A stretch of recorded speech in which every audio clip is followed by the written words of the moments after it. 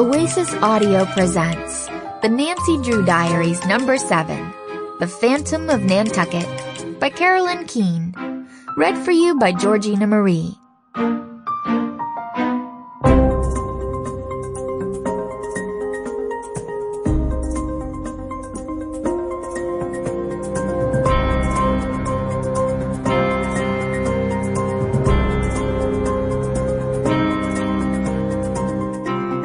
Dear Diary, I can't believe it.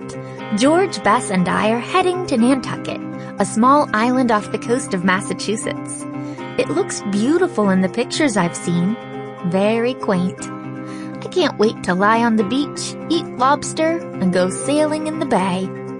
We're also going to the grand opening of a local museum exhibit arranged by Bess's friend Jenna. Apparently, she solved a mystery from the 1800s about why a ship sank right off Nantucket's coast. A girl who solves mysteries.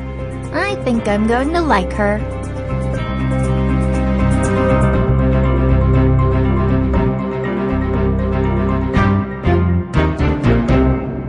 Chapter 1. Ahoy! Land ho! My friend George called, waking me from my nap. It took me a second to recall where I was, but I grinned as soon as I remembered. I was on a ferry boat headed toward Nantucket Island for a Labor Day weekend of beaches, ice cream, and museums. It had been a busy summer of work and family obligations, and I was looking forward to some time off before the fall. I sat up straight and looked at where George was pointing. Through the fog, I could just make out the edge of the shoreline and a lighthouse standing tall above the rocks. Painted in bright red and white stripes with a glass top that allowed the light to shine through, warning arriving boats of the rocks, it looked exactly how I had hoped it would. "It's just like a postcard!" I exclaimed. A voice boomed over the PA system. "We will be docking at the Nantucket Ferry Terminal in approximately 20 minutes. Please take the time now to gather your belongings and clean the area around your seats. Thank you." I put away the book I had been reading before I drifted off. "We'd better wake Bess. You know she'll want to put herself together," George said, rolling her eyes. My best friends Bess Marvin and George Fane are cousins, but you'd never guess it.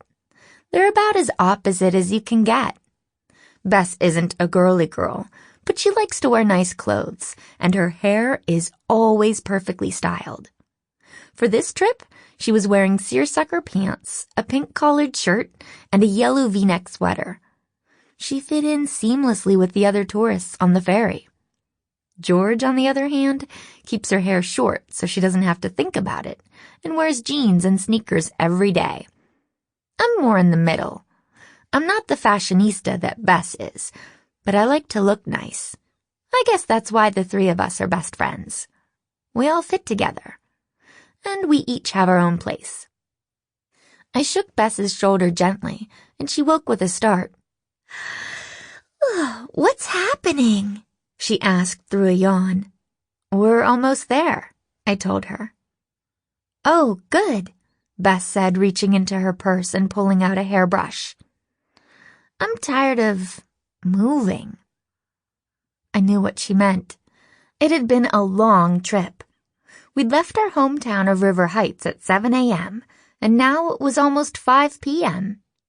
When Bess's mom's oldest friend had invited us all here for the opening of her daughter Jenna's exhibit at the local nautical museum, I hadn't realized just what a journey it would be to get to Nantucket. "I counted," George said. "We've been on 4 different types of transportation today. Car to the airport, plane, bus to the dock, and now ferry." "Maybe Jenna will have bikes we can ride to get that number up to 5, I joked. Bess wrinkled her nose. "I don't think Jenna's the type to ride bikes," she offered George her hairbrush. "Why not?" George asked, declining the brush. I took it instead. Sample complete. Ready to continue?